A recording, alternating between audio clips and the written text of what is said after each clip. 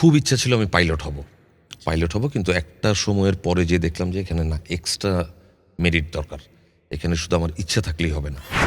হয় কর্তা, একটা একটা করে মেলা দিন পার হয়ে গেল, নিজের এত বড় জীবনটারে দেখে অনেক বড় পাহাড়ের মতো মনে হয়।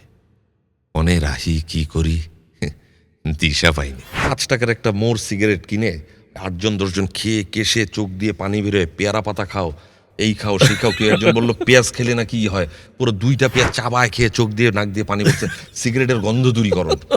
মানে ক্রিকেটার হওয়ার চেষ্টা করেছি। বাবার খুব শখ ছিল যে তার 3 ছেলের একজন ক্রিকেটার হবে, স্পোর্টসম্যান হবে। আগে একটা বয়স পর্যন্ত আমরা ছেলেরা মেয়েরা একসাথে আমরা খেলেছি। ঘুম ঘুম ঘুম ঘুম চোখে নাই ঘুম, হাঁটি হাঁটি পা ফেলে যাই চলে দূর দূর দূর দূরে। তুমি প্রিয় কবিতার ছোট্ট উপমা, তুমি ছন্দের অন্তমিল, তুমি বর্ষার প্রথম বৃষ্টি, তুমি পদ্ম ফোঁটা ঝিল। আবির প্রকাশনী নিবেদিত বৈঠকের পডকাস্ট শো পেছনে নয় সামনে চলো। নন্দিতা একজন অভিনয় শিল্পী, খুবই সহজ সরল সাবলীল ভাষায় কথা বলতে স্বাচ্ছন্দ্য বোধ করেন। অনেক বড় তারকা, কিন্তু তারকা সুলভ আচরণ, চেহারায় অভিব্যক্তিতে আমরা কখনোই পাই না। এমন একজন মানুষ আমাদের স্টুডিও আলোকিত করেছেন আবির প্রকাশনী নিবেদিত বৈঠকের পডকাস্ট শো পেছনে নয় সামনে চলো এই অনুষ্ঠানের আজকের পর্বে।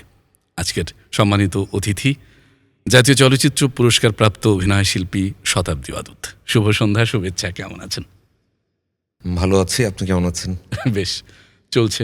প্রচার হচ্ছে প্রতি বৃহস্পতিবার সন্ধে 6টায় বৈঠকের ইউটিউব চ্যানেল ও ফেসবুক পেজে।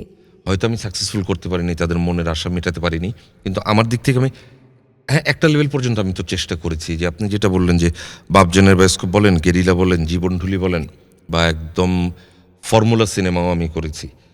ওই সিনেমাগুলো ওইভাবে হয়তো আলোচনায় আসেনি, বা আপনি লাস্ট মিশন এক্সট্রিম বলেন, যেটি বলেন, ঢাকা অ্যাটাক বলেন, অনেক তো করেছি। নোনা জলের কাব্য। গবেষণা, গ্রন্থনা ও উপস্থাপনায় হাসান মাহদি। আমাকে বললে আমি গেরিলার কথাই বলবো এখনো পর্যন্ত।